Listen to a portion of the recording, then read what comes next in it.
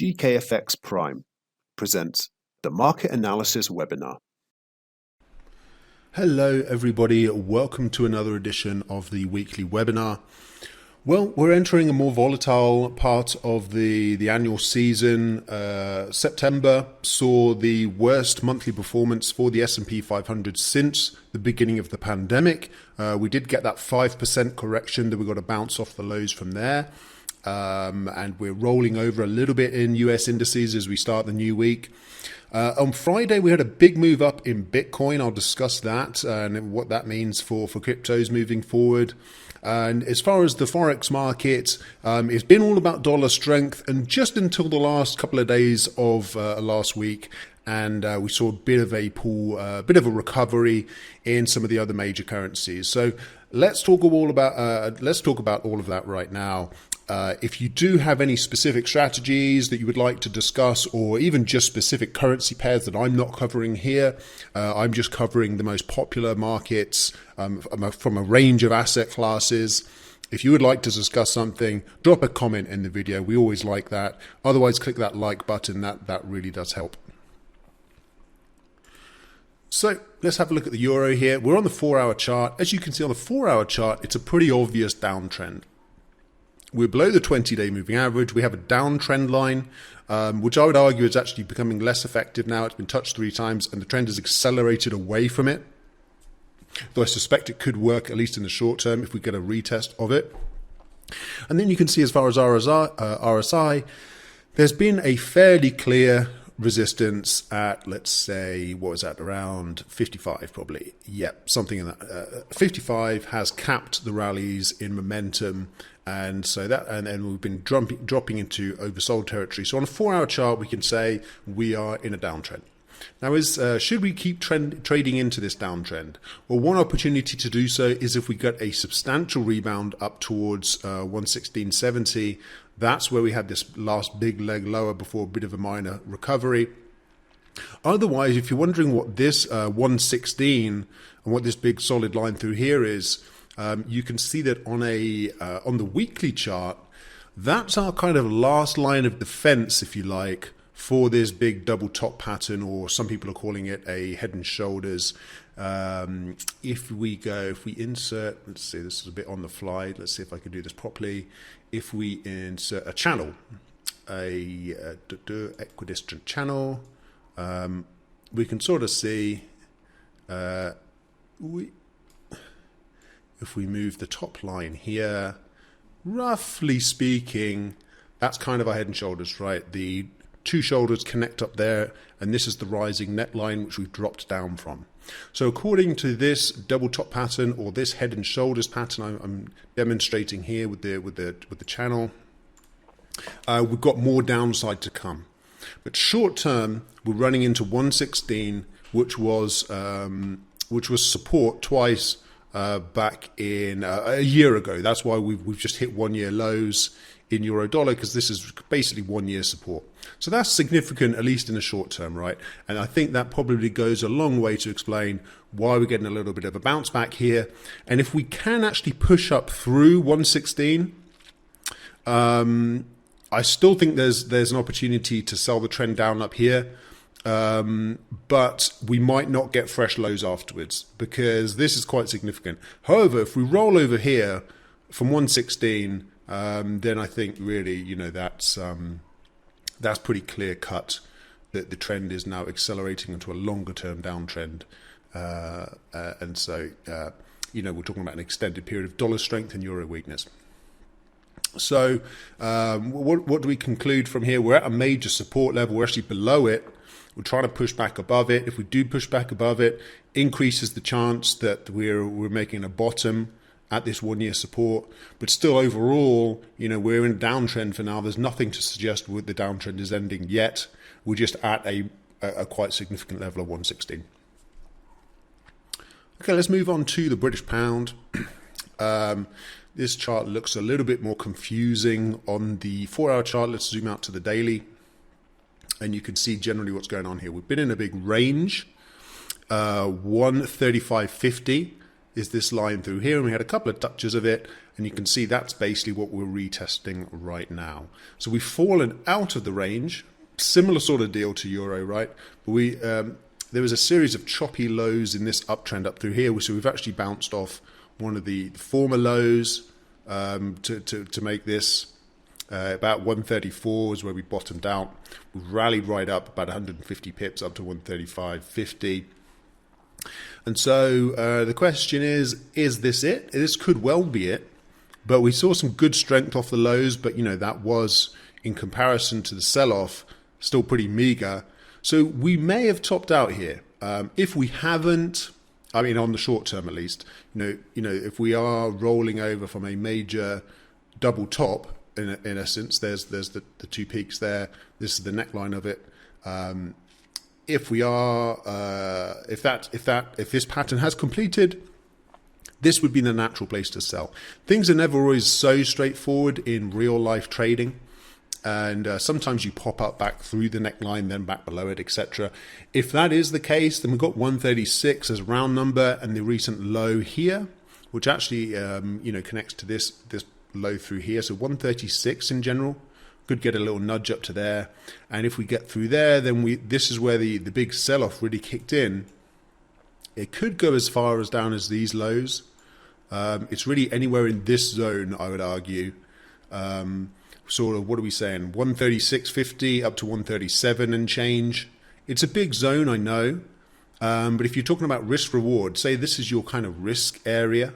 If you entered a short position, for example, I'm not saying you should, but if you did, and you put your stop loss above the peaks here, look at the potential reward you have if we hit the lows again. So this is what we're talking about in trading. We're not trying to have zero risk on a trade. We're trying to take a risk that's worth it. And this is a certain number of points, and obviously, as always, you need to calculate how many points these are worth in the currency of your account and if it's something you can actually manage. But I'm just saying from a pure analytical point of view, this is quite a major zone up here. And if we are able to pop through this neckline, then this would be interesting up here, I believe. Moving on to dollar yen.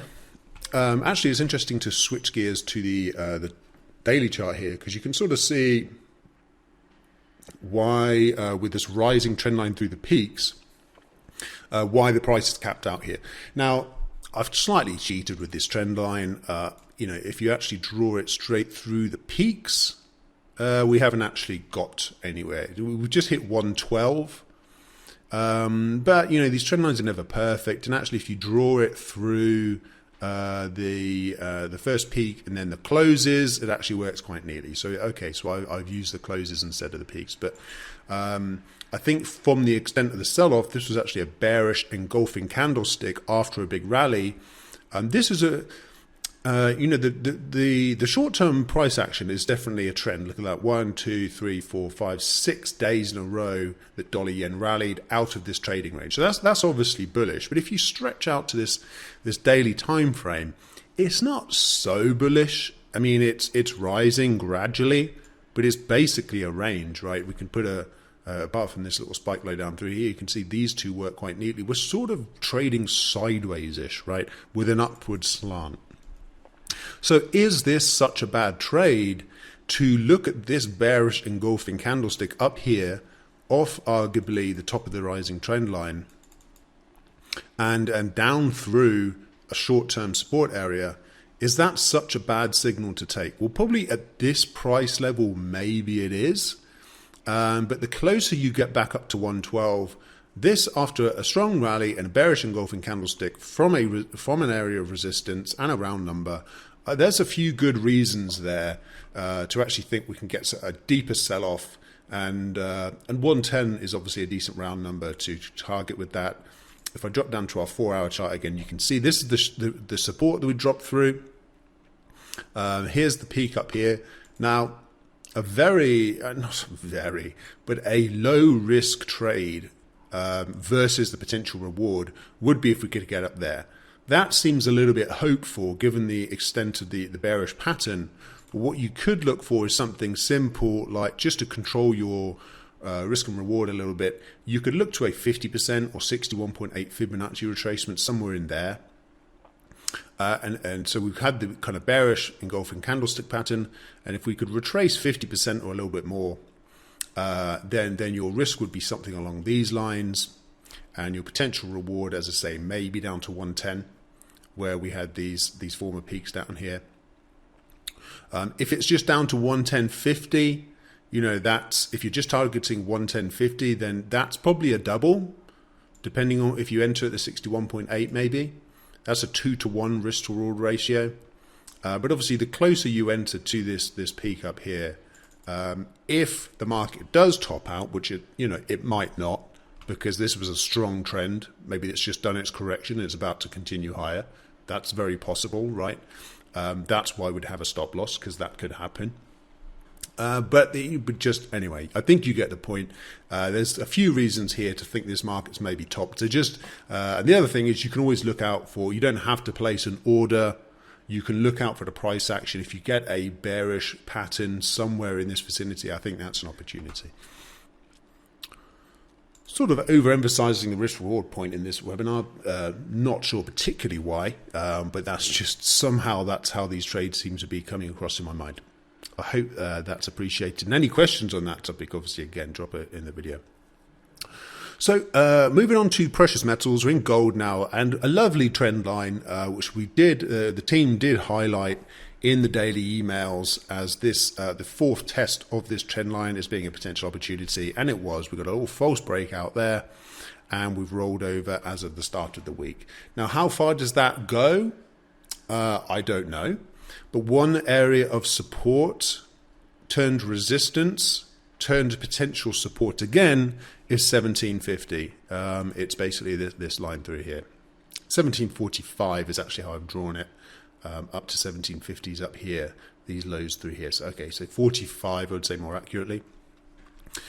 If not, down towards the lows, this is where we'd had that big, as I mentioned, last week was mostly a kind of week of dollar weakness, but we had a big bounce in gold and a bit of dollar weakness.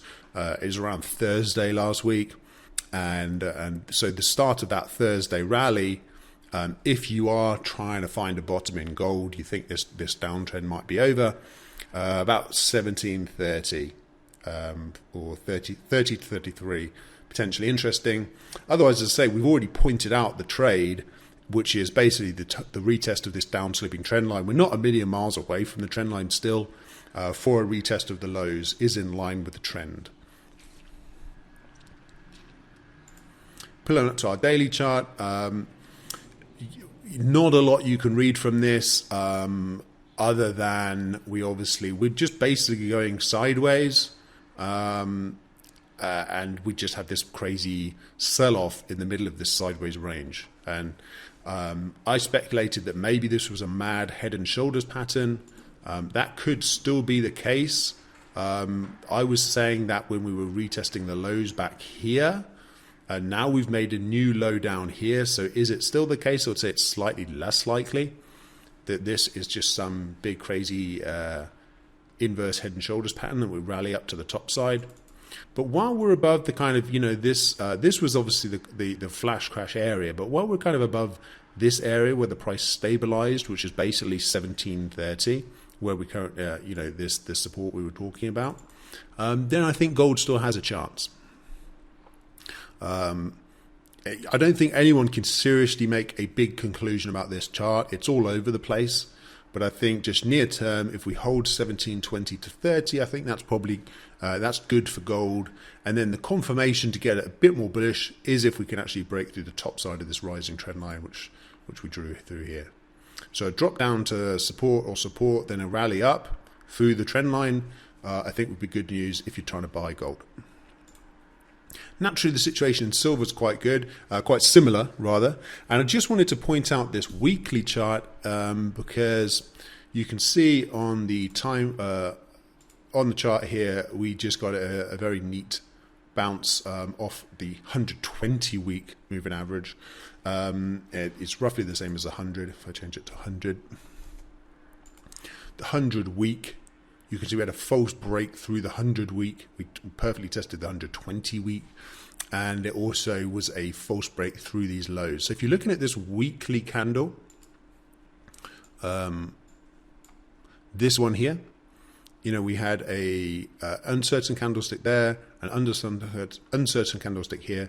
It kind of makes sense, right, that the market doesn't quite know which way to go, because this is major support around 22 in silver.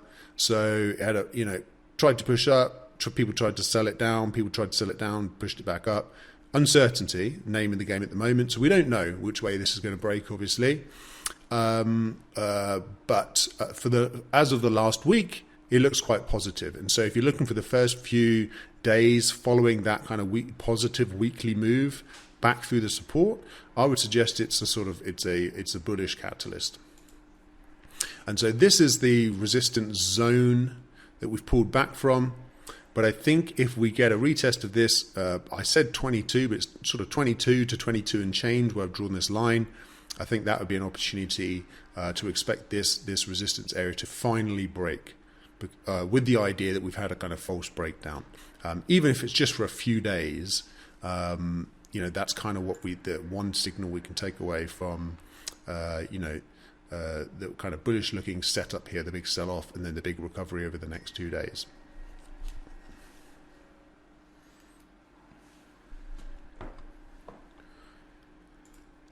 Moving on to the oil markets. Okay, so 75, the big resistance. We've come right back up to, for a while, I've been sort of trying to not pick a top, but sort of mentioning the possibilities of tops. This market just keeps moving higher. And for the moment, I've just drawn in the major levels, which is this previous peak from back in basically a year ago. What am I talking about? So this from early July at 75, and then you can see that this was the major resistance that was broken, retested, and then we had similar instances where we rallied straight from there, ran into this resistance, pulled back, retested that resistance as support, and rallied back up. So if this pattern sort of continues, right, we either get a consolidation here, then a breakout, or we just break out straight away, is what happened here. So here we had the more kind of extended consolidation under the resistance, and then broke out here. One false breakout, and then one real one. Here we just tested the support once and broke straight through the resistance afterwards. So if the uptrend is to continue, it's basically one of those two, right? We either consolidate under resistance for a while, and maybe we get some retests of 72.50. So another chance to buy in at the support, or we just break resistance. So you've got breakout trade, or you've got support retests. And if we drop back through 72.50, which is this low here and this peak here basically, then we know we're in a slightly different mode of market. And maybe even if we are going to eventually break 75, the range under 75 will be larger, maybe coming right back down to 69 again. Here you can see the daily chart, just to give things a bit of context. It looks bullish. I mean, if you're going to call a double top, it kind of basically now is the time to call it at 75, a retest of the previous peak at 75 after a big sell-off. I mean, this is from a longer term basis and from a risk reward basis. This is, I would say, it's a short trade that's probably unlikely to succeed because it's counter trend. But the risk reward is very good. If you thought about a retest of this low down here, which is basically 60 and we're at 75, you're talking about a $15 sell-off. Now I'd say that's almost too easy, and it's probably not going to happen. But it's still, from a risk reward perspective, it's very interesting. Moving on to the S&P 500, so probably one of the more interesting markets for once. So here is where we had the retest of here's where we had the 5% sell-off. We recovered back into the resistance zone that we had already highlighted, and we sold off right back to the low. But you can see we didn't close lower. We had an intraday drop lower and closed above. So people obviously trying to pick the bottom here. They're trying to buy the dip. And so this is the definition of where you can buy the dip. Is that first low? People obviously tried to sell it off. They got caught out and they quickly covered their short trades and the market's pushed up. And for now, it's holding above the low. But I would argue the trend has turned negative. We haven't gone oversold, which would be the real key on a daily chart. But on a 4-hour chart, we have a couple of times already. So this was the first clue that, okay, we've gone oversold. The market's looking pretty bearish at this point after that big sell-off. But then we've got a big rally off the lows, obviously by the dip mentality, but right into the resistance and sold straight back down again. To me, the market seems bearish for now. You can't deny the longer-term uptrend. But my inclination is look at it seems more like the supply areas are working and the demand areas are not for now. And last but not least, I mentioned at the start of the video that we had a decent run up in Bitcoin, about a 10% gain actually in Bitcoin. So obviously, if we're talking about we're at 42,000, it's sort of 4,200-ish gain, taking us up above 47,000 and retesting this peak here. Now, we obviously did have a couple of days where Bitcoin took a real hammering. But it, every time it gets hammered and then it stabilizes and then it hammered again and then stabilizes and now it's rallied up. So have the people that were hammering the price down from 52 and from 50, have they now given up? Because look, hammered, consolidate, hammered, consolidate, and it should have been another hammered, right? But it wasn't, it rallied. So I think possibly we've changed now in Bitcoin, and just on a kind of simple trend type basis, that was the kind of downtrend situation, and we've broken up through it. So it looks a bit more positive to me in Bitcoin now. I think you really know for sure when you're above 52,500, but as normal, that's kind of too late in a way. So you want to kind of be taking your directional decisions at lower prices to really get a good opportunity at a trade, right? So to me, it looks like probably we do get a retest of 52,000. If we just completely roll over on this big 10% gain, then I think that's very bearish, because people see a big 10% gain. People want to follow the momentum, right? They see that as the market's going up and you want to buy. So if that just gives up straight away, I think that'd be pretty bearish. And we'd be looking for another drop below 40,000, and the market would be. So we've seen this sign of strength. So again, if that strength, a little MetaTrader doing some connecting going on, but if we see this strength reversed, so I've said it like 3 times now, I think you get the point probably. Then it's a sign of weakness basically, and I would expect not to see that reversed immediately. I would expect this short-term choppy downtrend has ended, and we're going to attempt a new move up through 52,500, basically around these peaks up here. All right, that's it. Thank you very much for watching, everybody. Good luck trading this week, and make sure to subscribe to the channel so you don't miss these videos when they come out. Thanks, everyone.